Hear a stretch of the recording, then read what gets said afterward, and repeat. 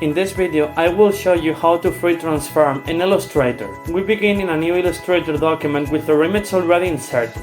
The first thing we must do to apply the free transform tool to the image is to go to the left toolbar, and at the top of it we activate the regular selection tool. Now we click on our image to select it, and then go to the top menu and we click on Object. After that, in this drop down menu that appears, we need to scroll down to the lower part and we must not click on Perspective, but instead enter Envelope Distort. So first we need to prepare the image to be free transformed. Next, we click on Make with Mesh, because in order to apply the free transform tool, we first need to convert the image into a mesh. Here, we make sure that the value is 4 in both the rows and columns, and then click OK.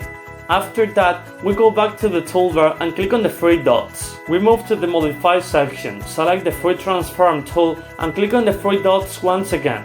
We activate the icon on the left, and now we can free transform the image.